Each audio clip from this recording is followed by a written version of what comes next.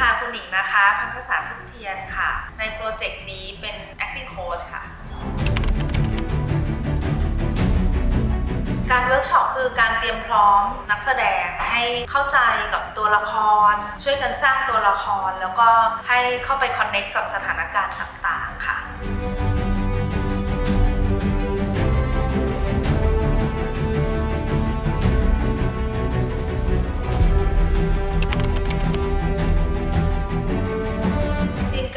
การดีไซน์เวิร์กช็อปของแต่ละชิ้นงานก็จะแตกต่างไปเนาะแต่ว่าในโปรเจกต์นี้เราก็จะเน้นเรื่องการสร้างคาแรคเตอร์เป็นหลักแล้วก็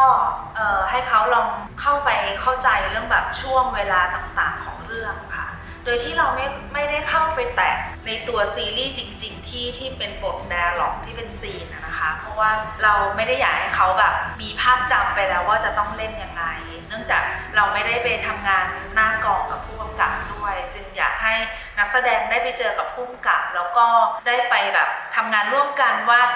ซีนเนี่ยจริงๆแล้วช้อยส์น่าจะเป็นยังไงผู้กำกับตีความไว้ว่ายังไงค่ะเราก็เลยเป็นการสร้างแบ็คกราวด์ตัวละครเป็นการสร้างความสัมพันธ์ของตัวละครทั้งหมดค่ะ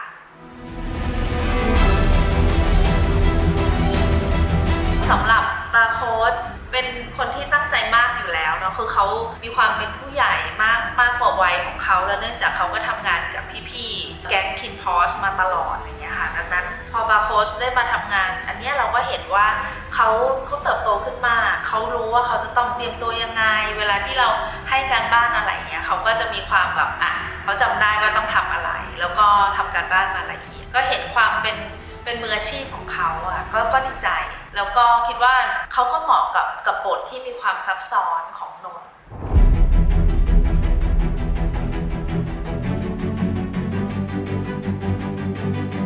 ถ้าสำหรับคนที่คิดว่าต้องปรับคาแรคเตอร์ตัวเองพอสมควรก็น่าจะเป็นเจเพราะว่าตัวละครที่เจได้รับคือบทตีเนี่ยเขาจะมีบุคลิกที่ค่อนข้างนิ่งขรึมแล้วก็อารมณ์ร้ายแล้วก็ซ่อนความรู้สึกลึกๆข้างในหลายๆอย่างเอาไว้ซึ่งใช่ตอนที่เจเข้ามาในโครงการ THC ก็ได้บทในลักษณะคล้ายๆนี้เหมือนกันเนาะคือเวกัสอะไรเงี้ยเขาก็ดูทำได้ดีแต่จริงๆแล้วมันค่อนข้างต่างจากตัวตนเขาพอสมควรก็เห็นถึงการทำการบ้านอย่างหนักเพื่อจะเข้าใจตัวละครนี้ก็รู้สึกว่ามันท้าทายสำหรับเขาค่ะแต่สุดท้ายก็เห็นว่าเขาทำได้ดีค่ะ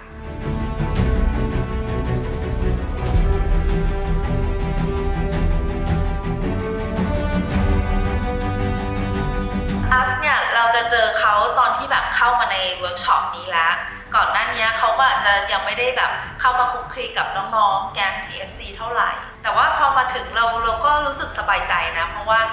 เข้ากับคนง่ายมากก็เข้ามาถึงก็สนิทสนมกับทุกคนได้ดีแล้วก็มันก็เหมาะกับคาแรคเตอร์ปอพอดีเลยที่เขาเล่นเขาก็จะมีความเป็นผู้นำกลุ่มอะไรเงี้ยเขาก็จะมีความเป็นพี่ของน้องๆแล้วบทนี้ก็น่าสนใจสำหรับอาร์ตเนาะเพราะว่าตอนที่เล่นคินพอสเขาจะเล่นบทที่มีคาแรคเตอร์อีกแบบเลยเนาะแล้วพอมาเป็นอันนี้ก็อยากให้ทุกคนได้ลองดูว่าอาร์ตสามารถเปลี่ยนแปลงแบบคาแรคเตอร์ตัวเองมาเป็นปอได้อย่างน่าสนใจแล้วก็ต่างจากคินพอสมากๆค่ะ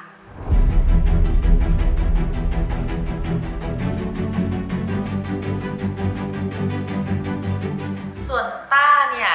ก็ต่างกับคาแรคเตอร์ที่เคยเล่นในคินพอสแบบมากพอสมควรเพราะว่าตอนที่เล่นคินพอสเขาก็จะเล่นเป็นแบบลูกคุณหนูเอาแต่ใจเนาะแต่ว่า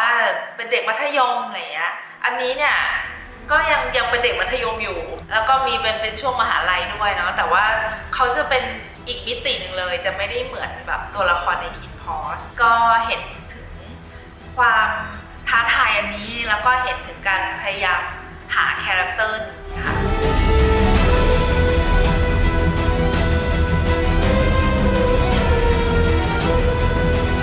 ซีรีส์นี้เป็นซีรีส์ใหม่ของเด็กๆ THC นะคะรวมถึงพี่ๆหลายๆคนจากคินพอสที่มาแจมด้วยทุกคนตั้งใจมากๆแล้วเราก็เชื่อมั่นว่าจะเป็นซีรีส์ที่สนุกแล้วก็ทุกคนน่าจะได้แสดงฝีมือให้ทุกคนได้เห็นก็ขอฝากซีรีส์นี้ไว้ด้วยนะคะพบกันเดือนธันวาคมค่ะ